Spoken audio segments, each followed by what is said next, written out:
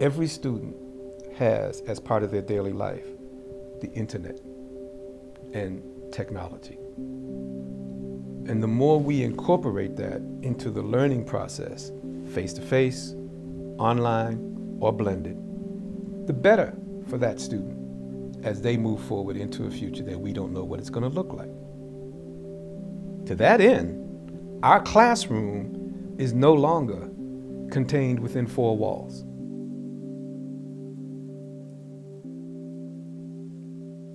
So my experience with online learning was predominantly through my graduate program. So I went into a complete online graduate program at Michigan State University, their School of Nursing, and it's virtually 100% online. But what I found exciting about it was, even though I didn't see my instructors, it was a really good experience for me to have to negotiate through technology in order to establish relationships with my peers. In a discussion board setting or in an online setting, there's no sitting back. Everyone has to participate, as opposed to just rote memorization, take the test, you're done.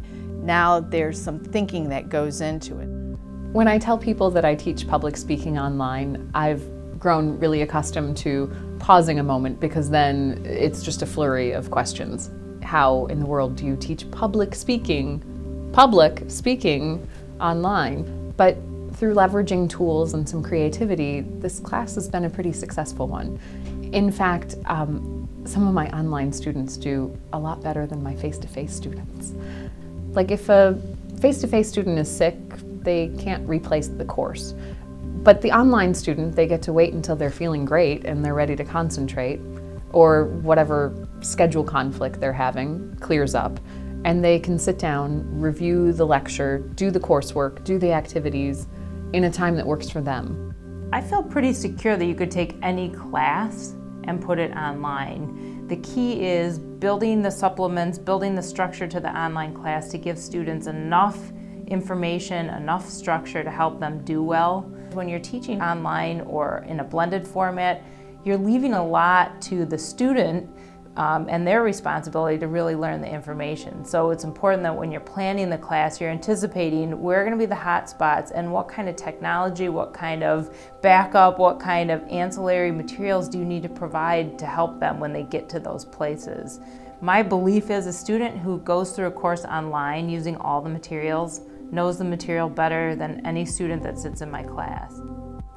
Whenever I go about developing an online course, I keep three things in mind, and I guess it's sort of a layering process. First of all, you need to focus on mastering the content. Can the student master the content? Then you look at ways for them to develop their critical thinking skills, and then you look at how they can improve their core learning skills.